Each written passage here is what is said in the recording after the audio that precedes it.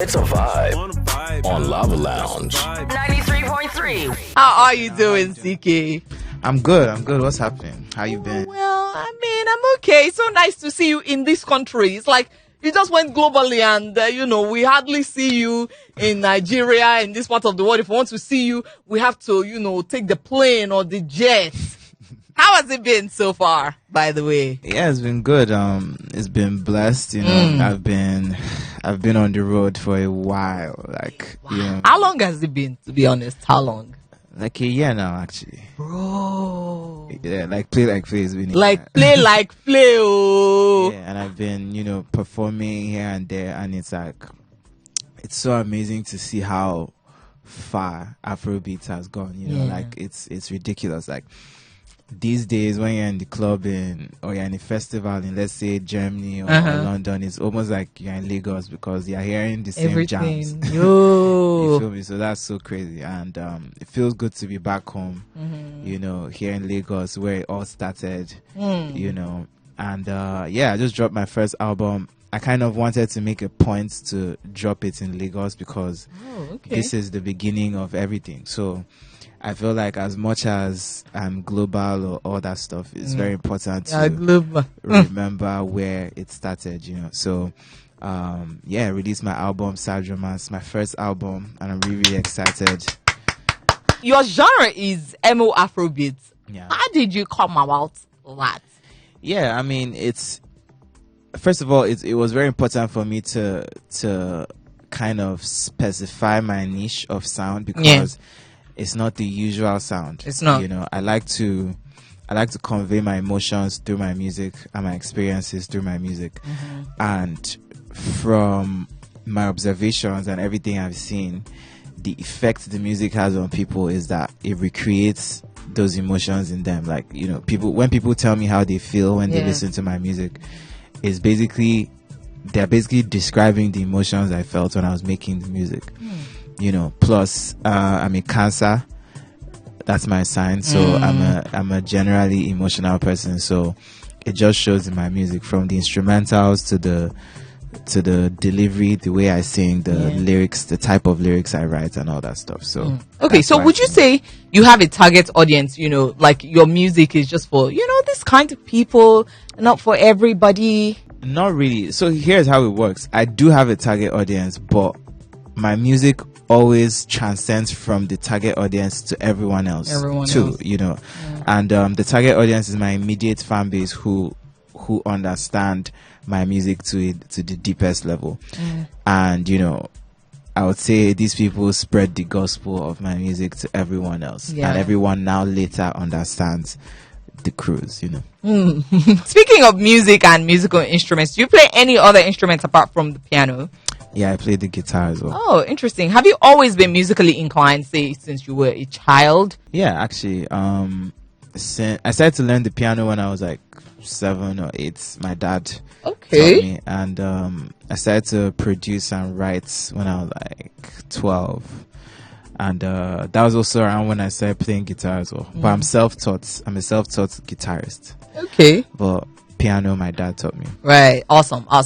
All right, so let's go straight to Love Wantinty. This song that...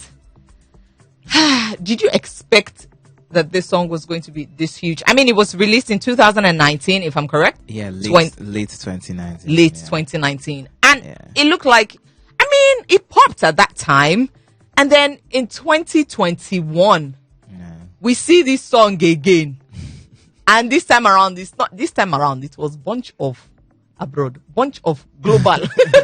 It was not local. Yeah, it's crazy. So how did you feel about this song taking the world? I feel great. I feel grateful. Writing the song, did you expect? I mean, I know a lot of people say, oh, you write the songs and you hope that the song will blow. Did you expect it to be this big? Yeah, so definitely when I wrote it, I did not expect it to be this wait. You see, but I'm really happy.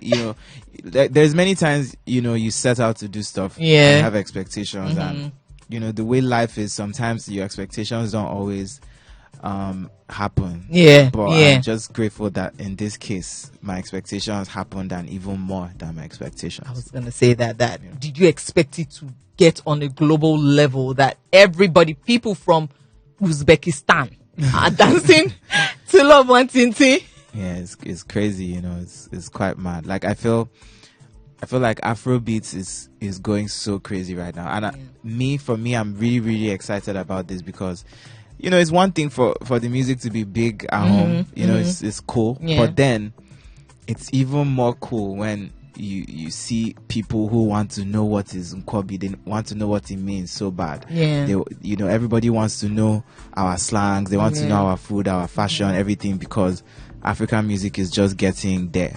You know, and I feel this is kind of how it was when we were kids and we were listening to like Sean Paul and all this stuff. So that's kind of how I think Afrobeat is now. Only that it's even worse.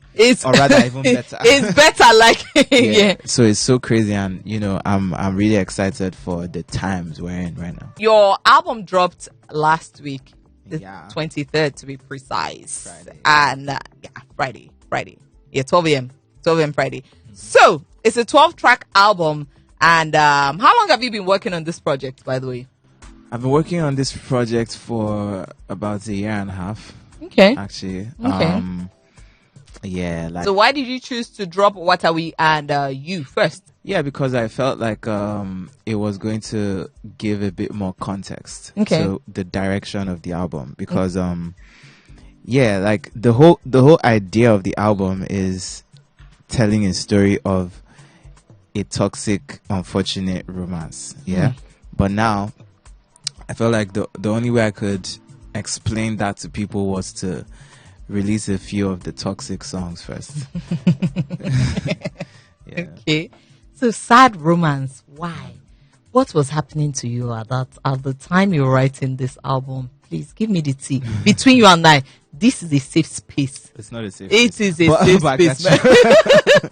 What was going on? What zone were you in at the time you were preparing this body of work? Yeah, man. So the album is about a series of relationships and situationships I was in. Love One Tinti itself was from a relationship. And are you still in that relationship? No. Oh man. So sorry, dear.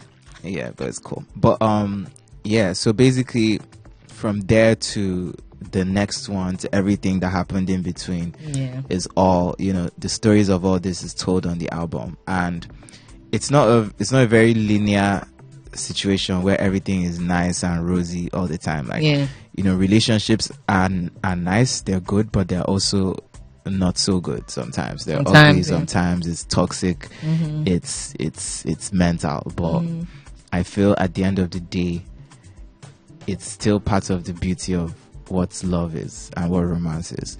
So basically that's just what I wanted to express on the album. My albums, my music, my singles, everything is always self-expression for me first. I'm trying to express myself and tell people a story. So this was no exception, and I'm really, really excited for this phase of my career because it's basically me being even more personal than ever with my music and wearing my heart on my sleeve. And yeah, I'm ready for this chapter. All right. So before I go on to the next question, you cheated. I cheated too. Can you tell me about that? Very straightforward. I mean, so it's a real life, and I cheated too. Yeah. And this happens a lot, you know. Like I feel. Does it though? Yeah. If we're not deceiving ourselves. No, I don't think it does. Maybe for the guys, but for a woman. Wait, you're saying women don't cheat or what? No, of course, women cheat. But I'm saying if a man cheats, you'd hardly find his partner cheating just to get back at him. Nah, I disagree with you. No, more often than not, the woman would.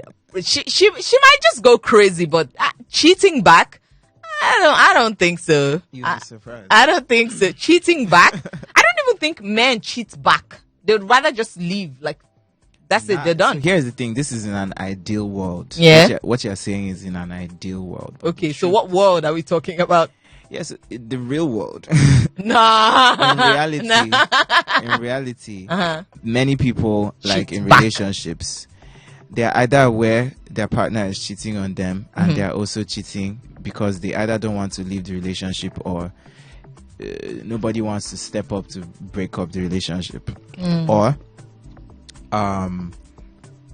one person is tired of the relationship and they cheat, and when they could simply leave the relationship but they decide to stay and just they're mentally disengaged already, right? So they cheat and the other person finds out, and it's just a thing. It's toxic.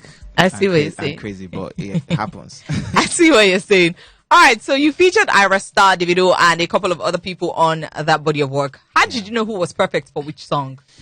It was really easy for me to know who was perfect for each song because I always just know when I make a song. Yeah, I just know.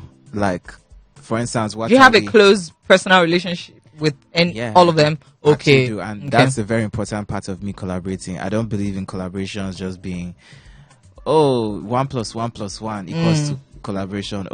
I think this person. Like for me, it has to be. There has to be connection. Me and the person have to be friends. What if the person is good, but you're not friends? You're not enemies, obviously. But what if you don't really know the person, but you really want to work with the person? Yeah, in some cases, if I don't know the person and I really want to, I reach out, and it goes on from there. But then sometimes it's also even better to meet them in person and build that connection, organically, as opposed to trying to orchestrate things, But for this one, What Are We, for instance, like I'm talking about a situationship setting, and it's like real life, me talking with my friends, my male friends, about this. So that's Davido and Focalistic. And what's crazy is that around the time we made this song, we were all going out a lot around that period, and Focalistic was in Nigeria as well, and it was just a great time.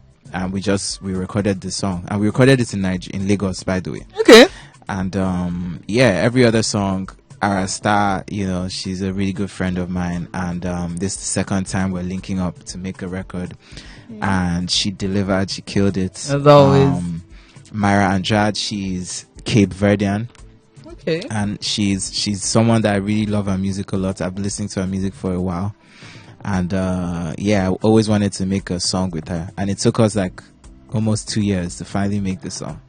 2 years. Yeah, and we happened to be in London at the same time around last year. We just I landed, and literally after I dropped my bags in my hotel, I went straight to the studio and we made that song. And awesome. Which other one? Ronija was in Paris as well. I heard about Ronija and her music, and I was like, I definitely want to make a song with Ronija. And we linked up in the studio, and we made the song Lose You. Really amazing song. She delivered as well. She killed it. And pretty much everybody that's on my album, we have a good vibe and relationship. Do you think your music has evolved? I mean, with this body of work that you've put out now, would you say, I would say my music has definitely evolved because, the more I experience stuff, the more I live life, the more I learn, the more I'm able to express myself better, the more I'm able to, basically give more to my fans. Like, for instance, on my album, there's lots of live instrumentation, a lot. And, I just kind of, I'm at a place where I really like my music sounding organic, and not too synthetic. I like to have live instruments. I like to have pianos, guitars, saxophones, all that stuff, because it just gives sauce. It does. So my music has a lot more live elements right now, and I feel like I'm even more brutally honest in my music now. No. Do you produce all your songs? Not all, but all of them. Are you actively involved in the production? Very. Like, when I don't produce a song, I am very involved. I share ideas with the producer, but at the same time I also try not to overimpose on them too, because I kind of want everyone to express their creativity, so every producer I worked with, from P2J, SARS, BMH, Ileri, everyone delivered and they killed it. And yeah, I'm really excited to have this collection of vibes in one place. Okay, so what are some of the reactions you've been getting from the body of work that you've just put out? Are you loving it? Yeah, I mean, it's lots of love have been, coming since I released from so many countries, especially Lagos as well, Nigeria. Lots of people appreciate the honesty of the album and they can relate to the album, right? Which is, I think, a really good thing because music is supposed to be related to.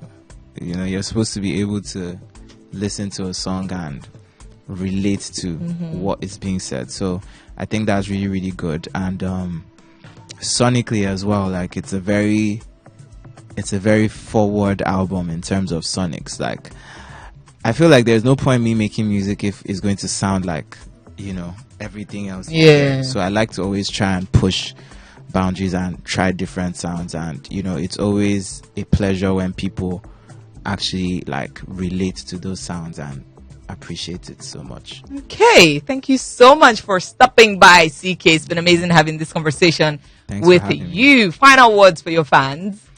Final words for my fans. Thank you guys so much for supporting. Big shout out to everyone showing love to my music.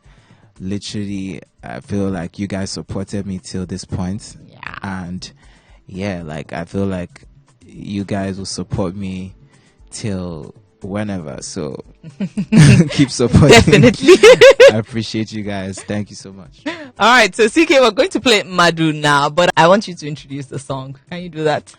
All right, so this is track 2 of my album Sad Romance. It's called Madu. Really, really special song about a special person, produced by P2J. Enjoy. All right. It's a vibe on Lava Lounge. 93.3.